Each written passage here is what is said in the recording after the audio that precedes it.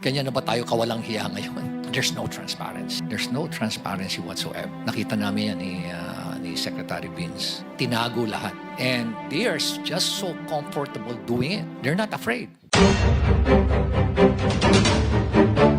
Hindi po tayo dapat mag-away-away. Iisa po ang ating layunin.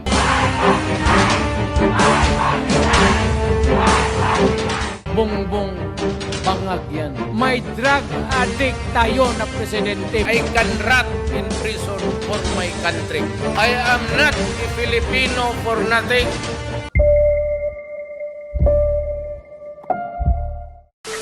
I had a very brief stay with ICI, Mr. Chair. But the one thing that I found out, there are actually only three players, main players yan. Yung mga korap na politiko, yung mga korap na mga bureaucrats, and we're talking about infra, ibig sabihin mga korap na DPWH officials, at yung mga korap din ng mga contractors. Lahat sila korap dyan. Lahat. And the way I see it, it has become a cottage industry, a livelihood program. Sa laki ng perang involved. There should be 5 major players.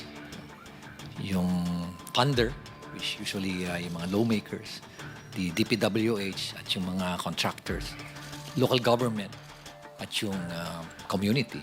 Pero in is out, yung dalawa. Last dalawa. So sila lang nag-uusap. Most of the time, when we ask them, bakit hindi kayo transparent sa records? Bakit hindi nyo ilabas? Ang lagi nilang sinasagot is, paano kung i-alter nila? Paano kung baguhin at sirahin kami sa social media? So, ibig sabihin, anong mechanism? And that's the reason why we're pursuing this, itong transparency and accountability mechanism. And na-introduce nga itong blockchain sa amin. So, pag in-introduce mo, sinabi mo na sa mga official na yan na, o bakit hindi nyo blockchain? Wala na silang rason. Kasi very weak yung kanilang alibay. Nasabihin na, hindi namin gagawin yan kasi baka nakawin. O kaya baka i-alter pa, sirain pa kami. So, it's a very weak alibi. Pero may rason pa rin sila. May lusot sila. I was really surprised when suddenly I was asked or there was a press conference without even consulting me, calling for me. And it was actually a hastily arranged press conference. Then suddenly, binabanggit na doon na I'm not an investigator, I'm just a legal advisor. When in fact, sila naman ang gumawa nung designation na yung legal advisor and investigator. So there were contrasting na mga pronouncement. Kakayanin ko pa yun eh. Tatanggapin ko pa yun eh. Tatanggapin ko rin na wala akong authority over the PNP CIDG, which is true. But we took the opportunity to enter into an MOU. Nakipag-MOU kami, our initiative, nag-MOU kami with PNP, with forthcoming yung sa NBI, with civil engineers, with IBP, mga lawyers, ang dami mga volunteers. Even with structural engineers, meron din with watch group with M4GG, or at least everybody, it's a whole of the nation approach. Kasi nga overwhelming. One thing that I found out is, I anticipated that it's widespread. But the level, the depth, and the magnitude is really overwhelming. That hindi mo kakayanin ng 1 taon, 2 taon to investigate because it's in thousands of cases. Sabi ko nga, it became a cottage industry. Sa isang probinsya nga lang, sabi mo, isipin mo mga 50 ghost projects, 40 ghost projects. O kaya undocumented na mga projects, umaabot sa 9,000. Sa isang probinsya pa lang yan. Paano pa kaya sa ibang probinsya? At ang isang ng mga nakikita namin doon is, why is it na ang lumalabas sa NEP for a particular district, 1-point-something million lang ang hinihingi mo. I have the records. Or 2.5 lang sa President's budget. Then suddenly, pagkalabas doon sa GA, bakit umabot na ng mga 21 billion? And nakita namin na talagang prevalent yung kondon, yung mga ghost and substandard projects sa lugar na yun. So what was the intention? No? Hindi naman tayo tanga.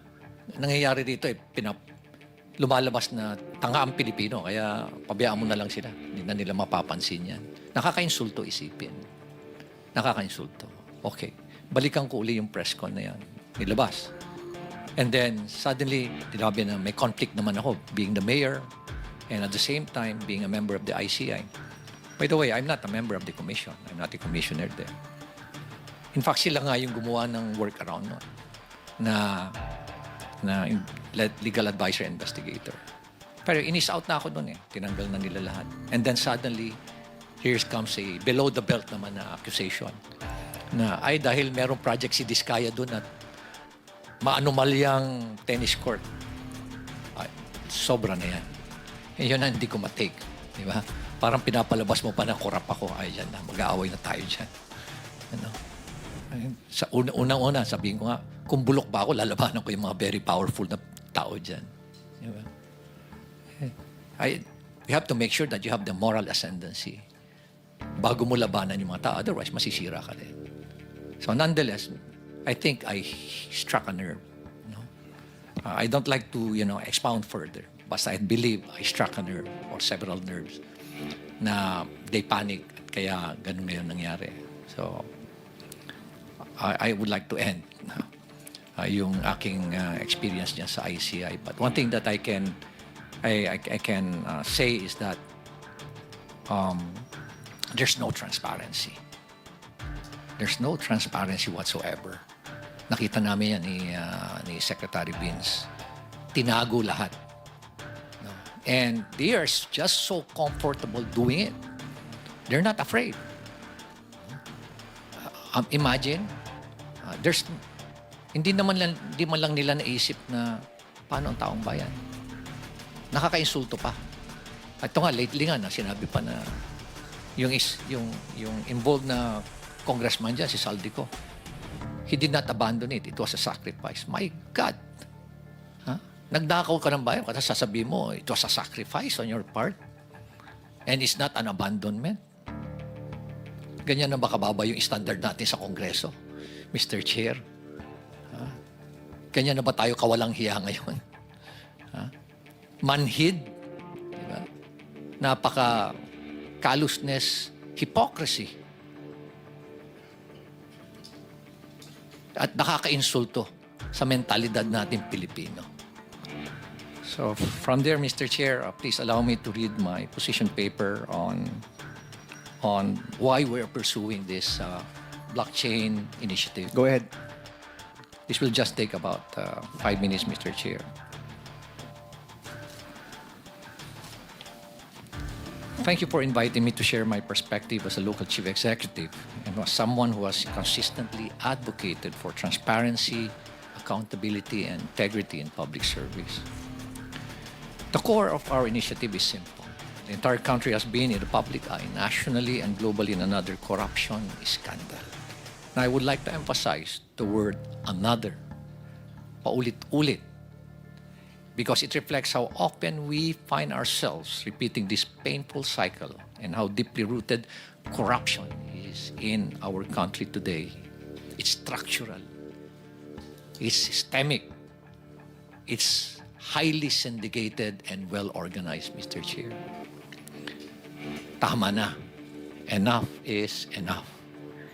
Every Filipino deserves systems that are not only efficient, but also inherently trustworthy. And with that, trust must be built on systems. I would like to emphasize that trust is the cornerstone of any institution. Baguio City has made deliberate steps to use digital tools to strengthen its governance and enhance public trust. And as part of our commitment to the open government partnership, I would like to inform you, Mr. Chair, that in the entire world, there are only about 160 local government units who are members of that OGP. It's a global network wherein it follows a basic principle that local government that practices transparency, accountability, and strong citizens' participation are more progressive in terms of growth and development. And that's the reason why us, for Baguio City, we're a member of that. We strive to be a member of that. And in the entire country, out of the 1,400, almost 1,500 local government units, there are only 4 who joined the OGP. Hindi kami natatakot. Why? Sa transparency. Kung wala kang ginagawang mali, hindi ka dapat matakot. And that's why we're pursuing an open government policy.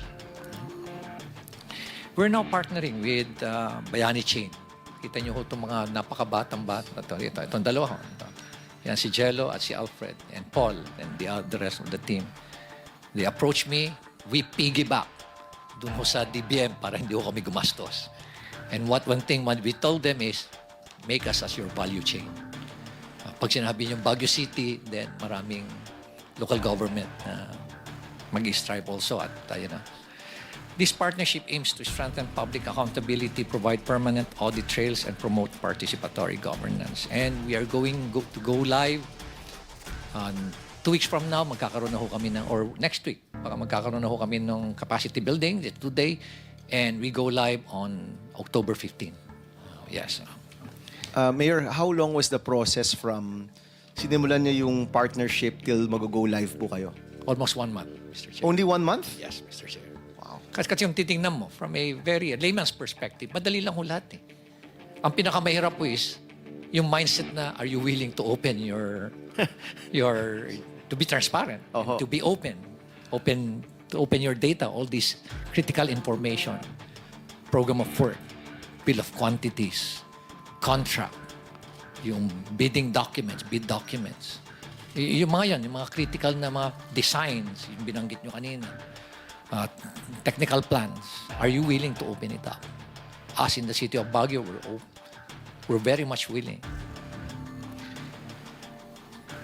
With their platform, we will work on digitally recording infrastructure documents, procurement records, and the city's ordinance for permanent traceability and auditability. So lahat, Mr. Secretary, as long as it does not violate the Data Privacy Act, we're going to open it. Why blockchain technology? Because it addresses weaknesses that traditional systems cannot. And I believe this is aptly and adequately explained by the 2 other presenters.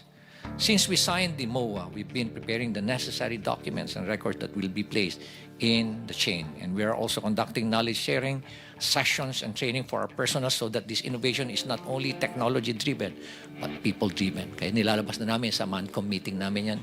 And we are coming up also with pronouncements sa aming posts sa social media. And as I've said, both DBM and DICT started using blockchain technology in 2024.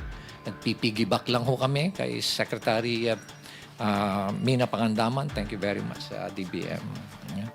And thank you very much for filing the bill, Mr. Chair. Thank you very much for filing Bill 1330. All these efforts show that we are not waiting for the future. And these are early steps, but they carry a very strong message. We're beginning to embed blockchain into systems because good governance should never be an exception. It should always be a way of life. So maraming salamat po, Mr. Chair. Maraming Thank you. salamat, Chair.